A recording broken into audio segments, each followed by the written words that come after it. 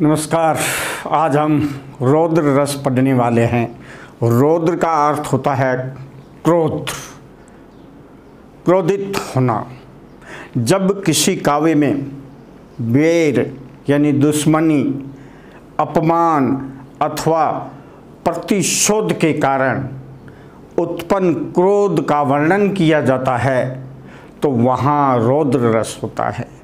यानी काव्य में किसी से बैर भावना के कारण, दुश्मनी के कारण, अपमान के कारण या किसी से प्रतिशोध की भावना के कारण किसी के मन में अत्यधिक क्रोध उत्पन्न हो जाता है और उस क्रोध का जब वर्णन किया जाता है जिस काव्य में, जिस कविता में, जिस पंक्ति में, वहाँ रौद्र रस होता है।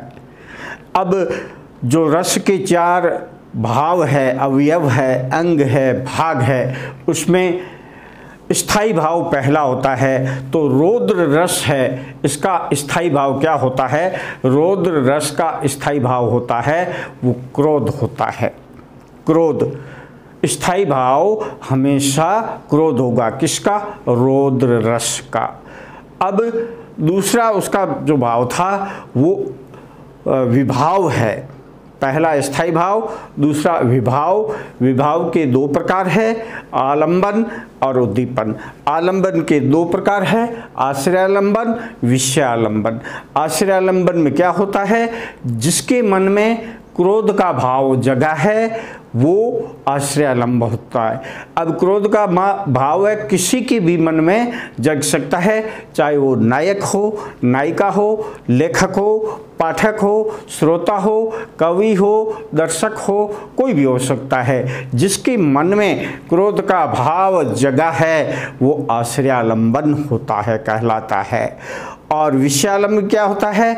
जिस व्यक्ति के कारण अथवा जिसके प्रति क्रोध का भाव जगा है वो विषयालंबन होता है। अब ये विभाव का पहला प्रकार। आलंबन के दोनों प्रकार है, आश्रयालंबन और विषयालंबन। अब दूसरा प्रकार है उद्दीपन। उद्दीपन में क्या आएगा?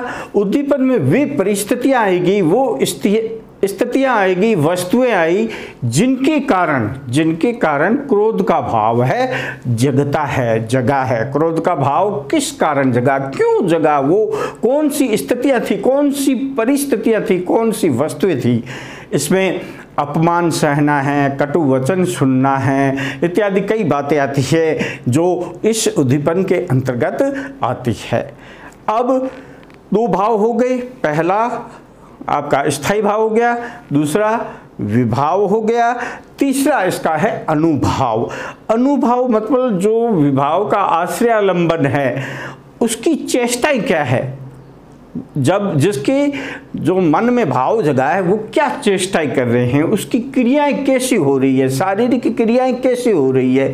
तो रौद्र रस में उसकी क्रियाएं क्या होगी, चेष्टाएं कैसी होगी?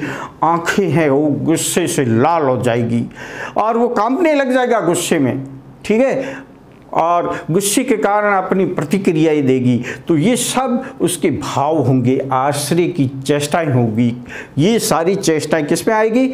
अनुभाव में आएगी, जो रौद्र रस का तीसरा अपन भाव देख सकता है।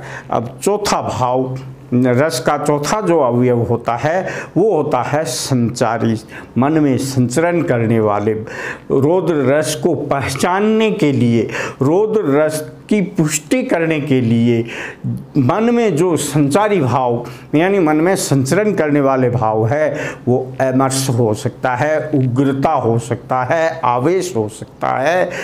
इस तरीके से जो भाव है वो संचारी भाव है, इनमें से कोई वो में पाया जाता है। तो हमने रौद्र रस किसे कहते हैं कि जब किसी काव्य में, कविता में, पंक्ति में बैर या दुश्मनी या अपमान या किसी के प्रतिशोध की भावना के कारण काव्य में क्रोध का वर्णन किया जाता है, वहाँ पर रौद्र रस होता है।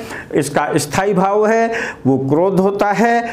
और विषयालंबन है जिसके मन में भाव जगा है और विषयालंबन जिसके कारण भाव जगा है, आश्रयालंबन जिसके मन में भाव जगा है, और अनुभाव उसकी शारीरिक चेष्टाएं हैं, गुस्से से लाल होना आंखें और कांपना गुस्से में, और संचारी भाव है इसके अंतर्गत आप समझ लो अमर्ष है, उग्रता है और आवेश है, आवेग है, इस तरीके इसके भाव है संचरण करते। कैसे होते हैं अपन देखते हैं, इस 2-3 उदाहरणों के माध्यम से पहचानने की कोशिश करते हैं कि इसमें रौद्र रस किस प्रकार होता है। पहला उदाहरण, हरि ने भीषण हुंकार किया, अपना स्वरूप विस्तार किया, डगमग डगमग दिग्गज डोले, भगवान कुपित होकर बोले, जंजीर बढ़ाकर साध मुझे, हाँ हाँ दुर्योधन बांध मुझे। हरि ने भीषण हुंकार किया, अपना स्वरूप विस्तार किया, डगमग डगमग दिग्गज डोले, भगवान कुपित होकर बोले, जंजीर बढ़ाकर साध मुझे, हाँ हाँ दुर्योधन बांध मुझे। ये खड़ी बोली में है, जो ही अपन पढ़ते हैं इसका भावार्थ हमें समझ में आ जाता है। ये किस समय की बात है, जब भगवान श्री कृष्ण हैं वो दुर्योधन को समझाने जाते हैं महाभारत के युद्ध में कि युद्ध से विनाश होता है, आप मान जाइए, आपके हित की बात करते हैं। जब उसको उपदेश देने गए, समझाने गए तो दुर्योधन नहीं माना। तो कई उन्होंने भगवान ने, श्री कृष्ण ने समझाया, तथ्य दिए, लेकिन वो नहीं माना और आखिर में वो क्रोधित हो गई। क्रोधित हुई तो उन्होंने कहा, क्या कहा, हरि ने कहा, भीषण हुंकार भरते हुए, अपने विकराल रूप धारण करते हुए, स्वरूप का विस्तार करते हुए वो बोले, कुपित होकर, क्रोधित होकर के बोले कि आजा दुर्योधन, मुझे साध ले, इन जंजीरों से मुझे बांध ले, यदि आपकी हिम्मत है तो बांध ले।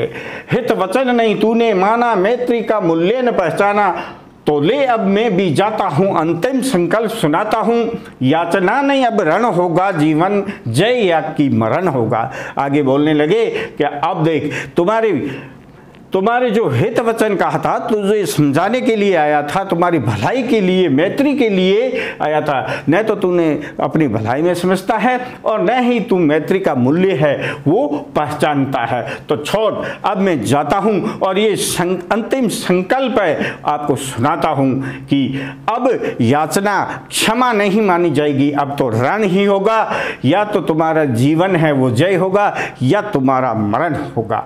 इस तरीके से भगवान ने समझाने के बाद भी दुर्योधन जब नहीं समझा तो भगवान कुपित हो गए, क्रोध आ गया। तो जहाँ क्रोध आता है वहाँ रौद्र रस होता है। दूसरा एक, श्री कृष्ण के सुन वचन अर्जुन क्षोभ से जलने लगे, अब शील अपना भूल कर तल युगल मलने लगे, संसार देखे अब हमारे शत्रु रण में मृत पड़े, करते हुए ये घोषणा वे हो गए उठकर खड़े।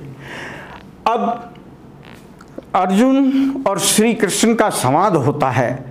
अब कृष्ण भगवान अर्जुन को समझाते, उपदेश देते हैं कि ये सब लीलाएं हैं और आपको युद्ध करना ही होगा। वो नहीं मान रहा था।